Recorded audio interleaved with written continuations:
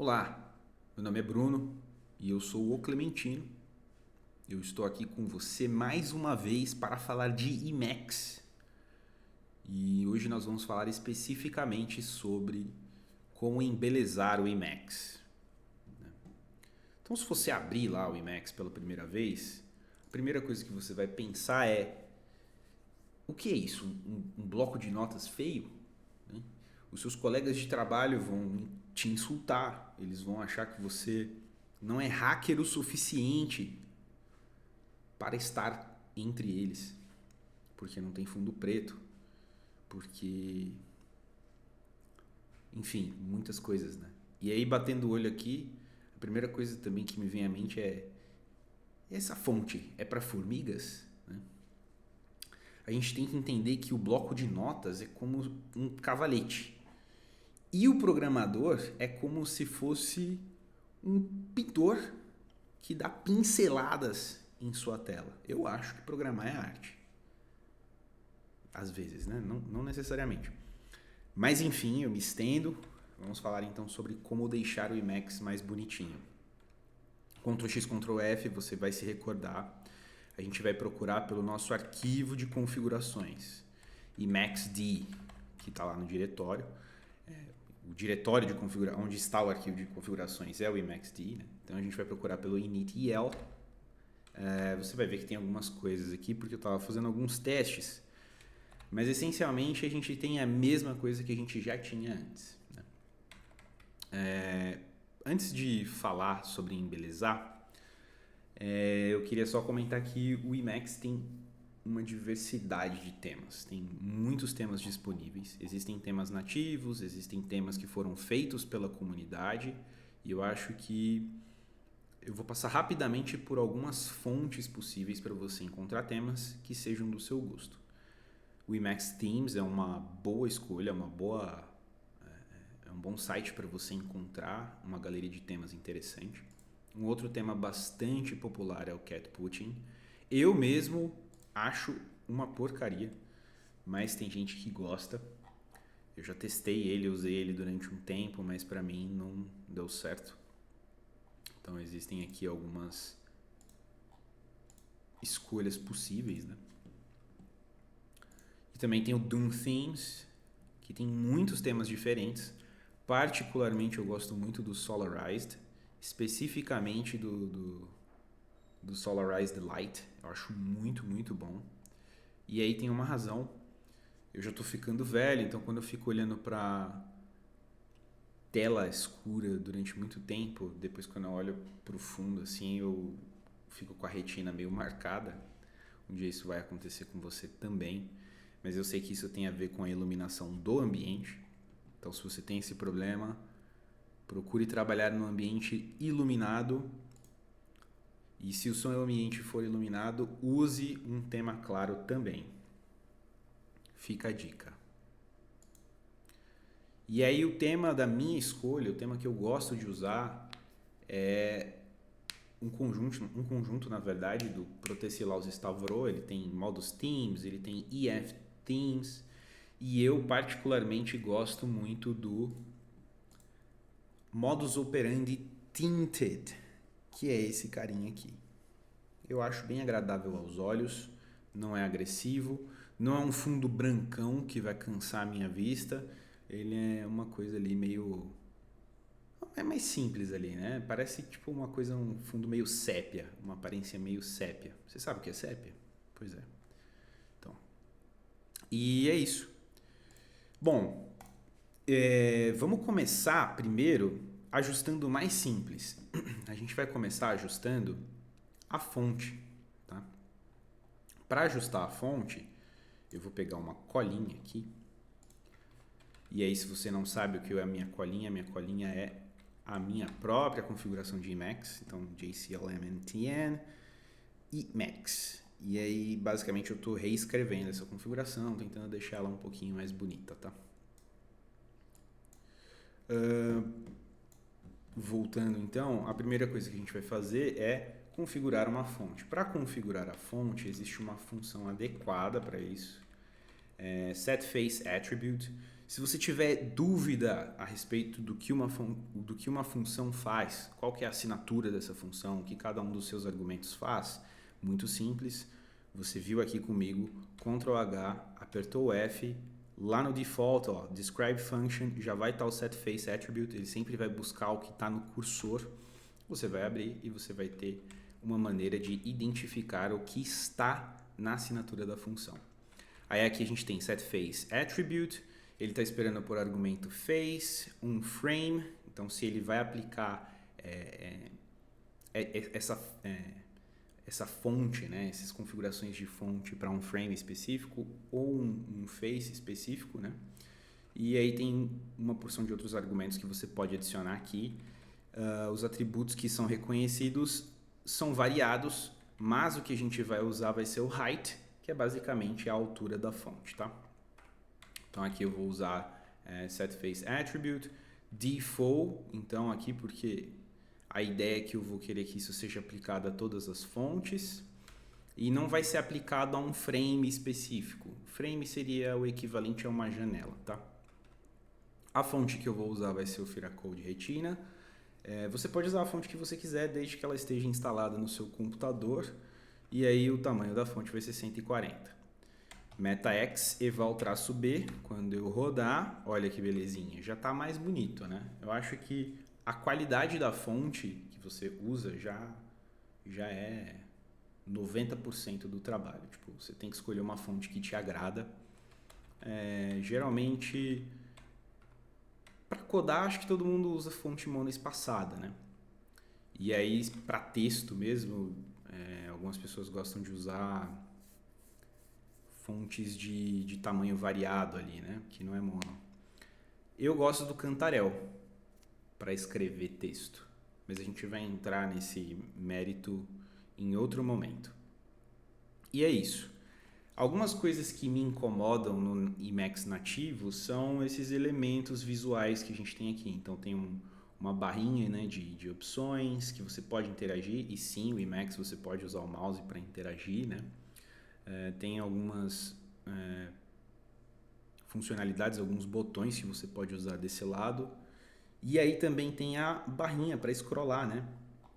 Mas a gente não usa a barrinha para scrollar porque, vamos falar a verdade, né? A gente é hacker, meu. A gente usa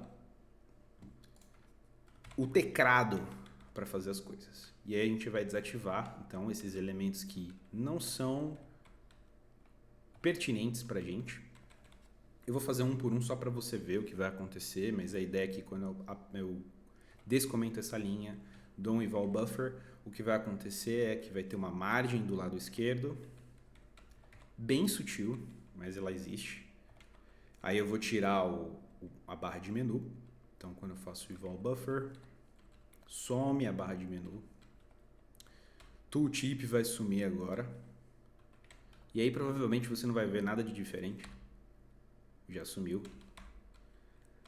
Agora vai ao toolbar, vão sumir os botões. Metax, eval, buffer. Sumiu os botões, tá vendo? E aí agora a gente vai tirar a barrinha, porque a gente é hacker. Então quando eu faço eval buffer, pois bem, não temos mais a barrinha scrollante aqui, né? Ótimo, então essa é uma das coisas que eu gosto de fazer, é um dos elementos que eu gosto de retirar. Agora sim, a gente vai aplicar um tema. Para aplicar um tema é super simples, a gente só precisa pegar e adicionar o seguinte. Eu gosto de usar, de novo, o modus themes. O jeito de se fazer isto é instalando o pacote do modus themes, porque ele não é necessariamente nativo, e aí eu uso a função load theme que vai pegar e vai rodar esta função aqui, né? Vai carregar esse tema no caso. O que vai acontecer é que executar o código vai gerar um código dentro do nosso init.el aqui. Eu vou dar um metax eval buffer e você vai ver o que eu estou falando. Então ele vai perguntar, né? Porque se é para executar mesmo, porque temas podem executar código, e se é para eu salvar essa definição, né? Se é para o Emacs salvar esta minha resposta para sessões futuras.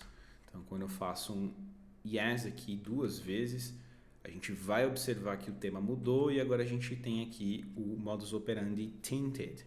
É um tema bem suave, né? Talvez ainda é muito claro para os jovens, mas para mim é perfeito. Então aí o que vai acontecer é que agora a gente vai ter esses elementos aqui, ó, custom set variables, e aí de novo, né, essas variáveis que a gente consegue selecionar dentro do Emacs, elas vão ser salvas em algum lugar e isso vai acontecer dentro do seu initial. Eu particularmente não gosto disso porque eu acho que polui. Conforme eu vou adicionando pacotes no initial, vai tendo esse bloco que ele vai sendo aumentado com todas as coisas que eu salvei, né? Como que a gente faz para evitar que isso aconteça? Então, eu quero que essas coisas perdurem em sessões futuras, mas eu não quero que elas fiquem dentro do meu initial, né? Então, para fazer isso é muito simples. O que a gente vai fazer é definir algumas variáveis que são úteis aqui. Primeiro, eu vou fazer um use package do Emacs. Esse use package do Emacs vai servir simplesmente para passar variáveis que não são pertencentes necessariamente a pacotes, mas elas pertencem ao Emacs de alguma forma, né? Então aqui eu vou passar o custom file. Custom file vai ser a localização desse caminho, a localização, aliás, desse arquivo, né, que vai conter essas informações, e a gente vai então adicionar ela aqui. Eu boto ela só dentro do meu Emacs D mesmo, e é isso aí, faz parte. Vai ficar Emacs Custom EL, dessa forma. E aí a gente não pode esquecer de, no config, fazer um load custom file. Isso é uma função, tá? Para ele executar ela. Vamos ver se vai dar certo. Então eu vou pegar, eu vou apagar esse caminho aqui, vou dar um Ctrl X, Ctrl S, vou dar um Q para sair e vou reabrir o meu Emacs. Então aqui você vai ver já que quando eu faço um Ctrl X, Ctrl F e eu vou para o meu Emacs D e eu faço init EL, deu tudo certo, né? Aparentemente. Muito bem. Como que a gente sabe que deu certo? Não deu erro e o tema está carregado, tá? Agora, eu gosto de fazer algumas coisas também que são úteis do meu ponto de vista. Eu não sei para você, mas eu gosto de ter linhas, porque quando eu estou lendo o código eu gosto de saber onde está a posição de uma linha específica. Quando eu comunico com pessoas, o meu código eu costumo indicar para as pessoas a posição da onde as coisas estão acontecendo.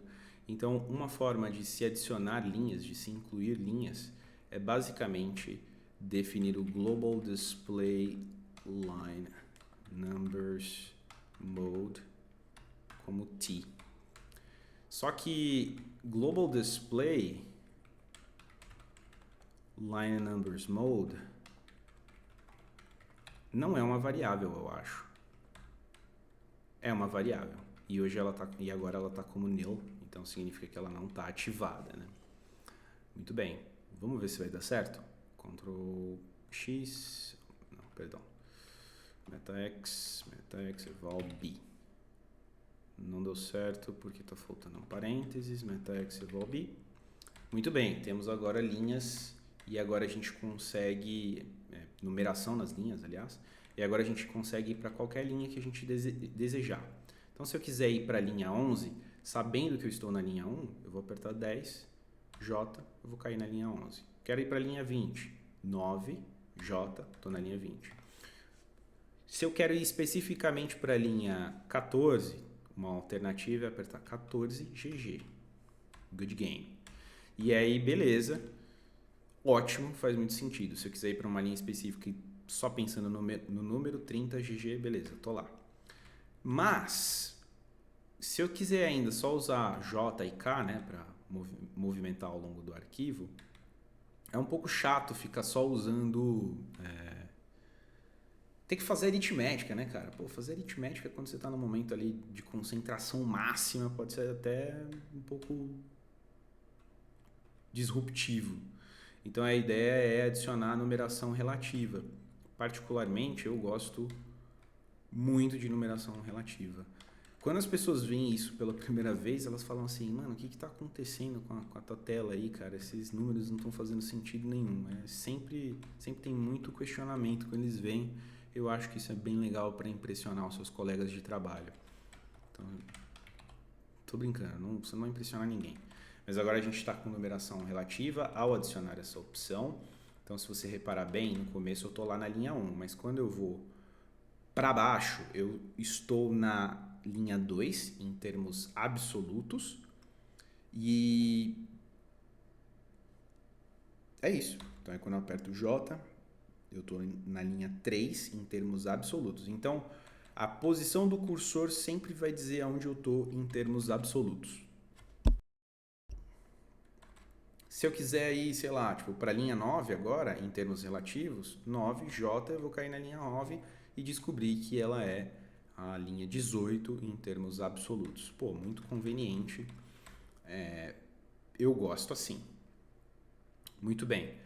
Uma outra coisa que eu gosto de fazer, então eu vou apertar Ctrl XD para abrir o diretório, aí vai abrir o Direct. O que vai acontecer? O Emacs ele vai criando arquivos aqui que são arquivos que representam backups. Esses backups ficam poluindo o Emacs. Então eu acho que essa é uma boa oportunidade de configurar a localização desses arquivos, né? A gente consegue ajustar a localização desses arquivos definindo o valor dessa variável aqui, ó. A-list é de association list, então ela está sempre esperando uma chave e um valor, tá? A chave é a seguinte, todo arquivo, ponto, né? Tipo, qualquer arquivo, qualquer um, vai ser jogado na pasta .emacs de backup. Para mim é isso. Qualquer coisa que tiver de backup vai cair nessa pasta. Não é a melhor coisa. Às vezes você quer configurar, sei lá, arquivos que estão num diretório específico devem ter o seu backup no diretório XPTO. Você consegue fazer isso, você só precisa definir aqui que é basicamente um regex e definir a localização de acordo com o que você quiser. Para adicionar novos elementos, você só tem que vir aqui, ó, e criar outra lista. E é isso. Criar outro elemento nessa lista, aliás, né? Beleza, então eu tenho o custom file, o backup directory A-list. Uma outra coisa que eu acho importante de se fazer, então aqui, ó, você vai ver o seguinte, quando eu fizer isso aqui, eu posso marcar que isso define a localização do arquivo com opções custom. E aqui define a localização dos backups. Aqui eu vou colocar customizadas, tá? Aqui é numeração global. Então aqui, então aqui ativa a numeração global. E aqui ativa a numeração relativa. Beleza. Quando eu faço isso aqui, eu posso selecionar e aplicar uma função muito bacana que é align regex para alinhar os meus comentários utilizando ponto e vírgula duas vezes seguidas. Ótimo. Então aí fica bem alinhadinho aqui e melhor para se ver. Mas tem um problema grave. O problema grave é que ele está separando esses espaços em branco como tabs.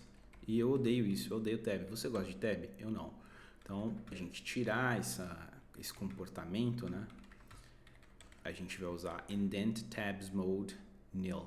E aí ele vai parar, ele nunca mais vai fazer isso, nunca mais vai usar tabs para indentar, ele sempre vai usar espaços, tá? Beleza. Então aqui, posso fazer um eval buffer.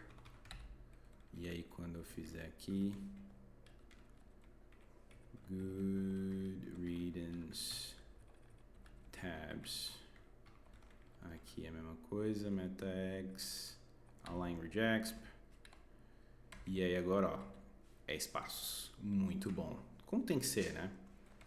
Uma outra coisa que eu gosto de definir aqui é o seguinte. Você vai reparar que toda vez que você abrir o Emacs, vai ter essa mensagenzinha de startup, que é o tutorial, o manual, o guia.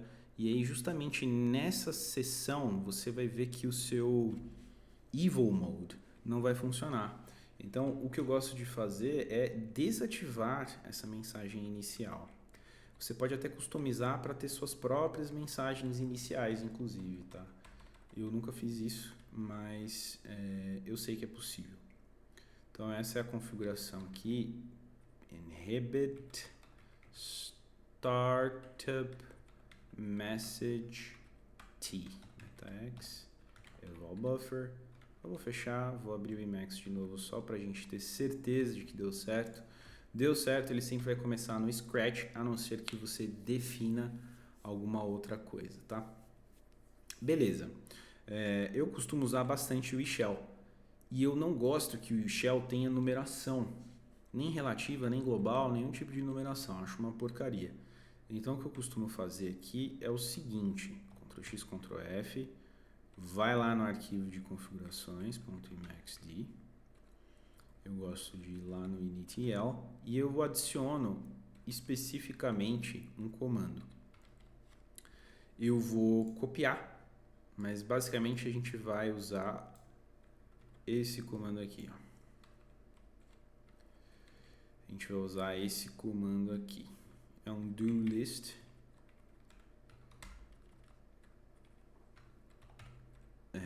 Esse do list, ele tem um papel muito simples. Ele vai pegar e vai aplicar uma função a uma lista. Tá? O que ele vai fazer? Né? Ele vai aplicar a função anônima aqui, que desativa a numeração das linhas para todos os hooks que estiverem aqui dentro. Isso aqui vai ser uma lista, né? Esse coach define uma lista. Então, eu poderia colocar outro modo aqui se eu quisesse. Por exemplo, ó, se eu apertar Ctrl XD, o Dired também está com numeração de linhas, tá vendo? Eu não precisaria disso, né? Então, HM, a gente pode tirar isso aqui também. A gente vai fazer isso acontecer. Então, tem Dired Mode Hook, tá vendo? Então, a gente vai pegar e Shell Mode Hook e vai colocar também Dired Mode Hook. Salvei, eval buffer, e aí a primeira coisa que a gente vai fazer é conferir no eShell. Esse aqui ainda tá. Vamos lá, eShell, muito bem. Não tem mais, que é o que a gente estava esperando. Ctrl XD, Dired, não tem mais numeração no Dired também. Então eu posso definir, customizar quais são os modos que efetivamente terão numeração. Né? Então é bem flexível, você consegue deixar ele configurado do jeito que você quiser. E eu particularmente gosto assim. E é isso, acho que é um bom começo, né? Já está com uma carinha mais bonita, já está parecendo um cavalete para você dar aquelas pinceladas, você começar a escrever código do jeito que você quiser.